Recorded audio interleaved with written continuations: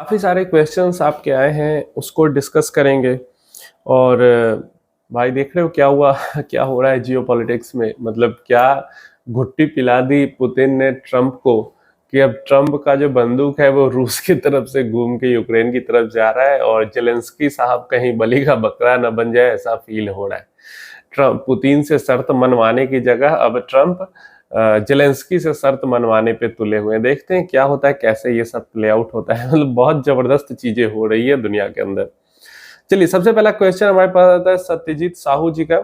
Sir, in long term about 20 years which type of fund will provide good returns? Motilal Oswal Nifty micro cap या फिर small cap या quality momentum, मतलब कौन से type के funds या एक्टिव स्मॉल कैप देंगे ज्यादा रिटर्न? देखिए, पीछे की बात कुछ और थी, क्योंकि 2018 से पहले जो ये स्ट्रिक्टली कैटेगराइज्ड म्यूचुअल फंड है वो नहीं था। तो वो लार्ज वाले मिड में, मिड वाले स्मॉल में, स्मॉल वाले भी लार्ज में, मतलब कोई भी किधर भी इन्वेस्ट कर देता था।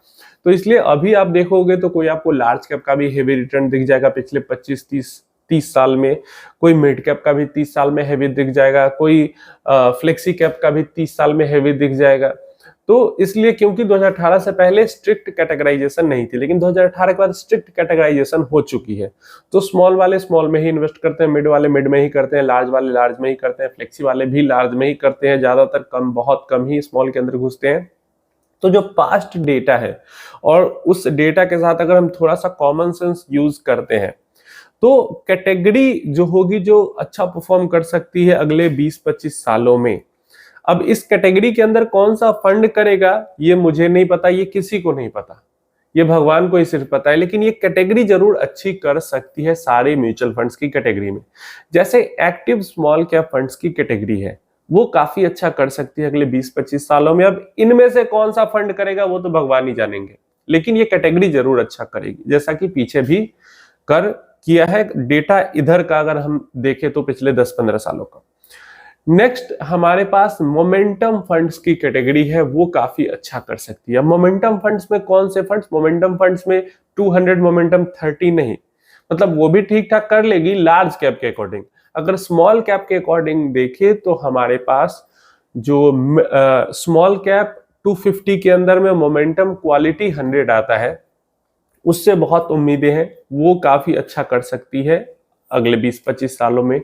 या फिर मोमेंटम के अंदर ही जो मिड कैप 150 मोमेंटम 50 है, ये मुझे लगता है सबसे बेहतर कर सकती है। मिड कैप 150 मोमेंटम 50, ये सारे मोमेंटम, स्मार्ट मोमेंटम जो इंडेक्स है उसमें सबसे बेहतर कर सकती है। इसके अलावा अगेन मिड कैप फंड्स की कैटेगरी के अंदर कुछ एक्टिव मिड कैप फंड्स होंगे जो कि काफी बढ़िया करेंगे, लेकिन अब वो कौन होगा ये तो भाई किसी को नहीं पता, लेकिन कैटेगरी जरूर अच्छी करेगी। तो अगर हमें बेस्ट परफॉर्मिंग फंड चुनना है, मतलब 25 साल का गोल है, 20 साल का गोल है, तो हमें, हमारे काबू में जो है वो है अच्छी कैटेगरी सेलेक्ट करना। अगर फंड अच्छा नहीं करते तो 3 साल 4 साल के बाद हम उसको चेंज भी कर सकते हैं, अगर फंड अच्छा नहीं करते हैं तो। इसलिए एक्टिव स्मॉल कैप फंड्स का एक्सपोजर मुझे लगता है होना चाहिए पोर्टफोलियो के अंदर। थोड़ा बहुत एक्सपोजर मोमेंटम इंडेक्स फंड का होना चाहिए, स्मॉल कैप मिड कैप मिलाकर। या फिर अगर 500 मोमेंटम 50 में कर रहे हैं तब तो मिड कैप स्मॉल कैप की अलग अलग से जरूरत है नहीं। इसके अलावा माइक्रो कैप जो इंडेक्स फंड है उसका भी एक्सपोजर पोर्टफोलियो में होना चाहिए। तो ये जो 3 कैटेगरी है, बेसिकली 3 में भी जो 2 है, momentum index and active small cap, ये दोनों पे मुझे पर्सनली सबसे ज्यादा भरोसा है कि ये कैटेगरी जो है वो आने वाले समय में काफी बढ़िया कर सकती है। अब गारंटी कुछ नहीं होता, उम्मीद होती है पीछे के रिटर्न्स को देखकर। अब मोमेंटम इंडेक्स को मतलब नहीं है किसी और चीज से, क्योंकि वो इंडेक्स है, पीछे 20 साल में जो स्ट्रेटजी थी वही आगे 20 साल में स्ट्रेटजी रहेगी। तो रिटर्न थोड़ा बहुत ऊपर नीचे हो सकते हैं, इसलिए थोड़ा ज्यादा मैं मोमेंटम इंडेक्स को लेके बायस्ड आप कह सकते हूँ। और एक्टिव स्मॉल कैप को लेकर तो ये यहाँ पे थ्योरी है कि एक्टिव स्मॉल कैप जो है वो ऊपर के 250 स्टॉक छोड़ के नीचे के सारे स्टॉक्स के अंदर चाहे तो इन्वेस्ट कर सकती है चुन के उनमें से।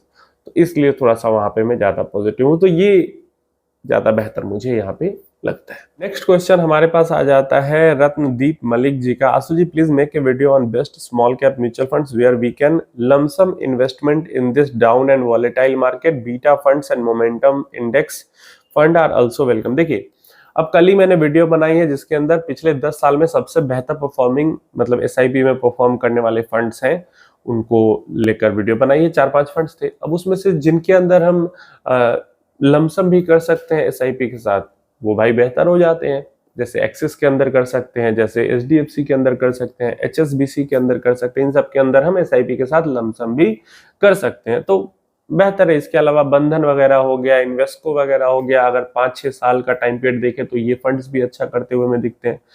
तो आप इन्हीं फंड्स में से, अब देखो गारंटी पीछे जो मिला है वही आगे मिलेगा, वो गारंटी नहीं है। इसलिए एक्टिव फंड्स के अंदर तो आपको देखते रहना पड़ेगा, ठीक है।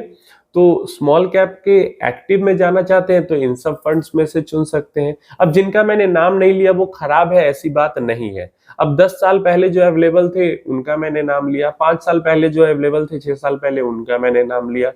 तो कम से कम 5 साल का तो ट्रैक रिकॉर्ड होना ही चाहिए फंड का। तो एक्टिव केस में ये सब फंड्स हो जाते हैं।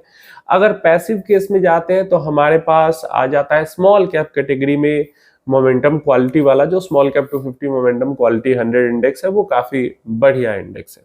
तो पैसिव केस में हम उसके ऊपर जा सकते हैं और एक्टिव केस में हम इनके ऊपर जा सकते हैं। पैसिव केस में मैं कहूंगा कि नॉर्मल स्मॉल कैप 250 इंडेक्स में इन्वेस्ट करना उतना समझदारी वाला नहीं है बात, क्योंकि लॉन्ग टर्म परफॉर्मेंस जो है इस इंडेक्स की बहुत बुरी है। इससे बेहतर तो मिड कैप इंडेक्स की परफॉर्मेंस है।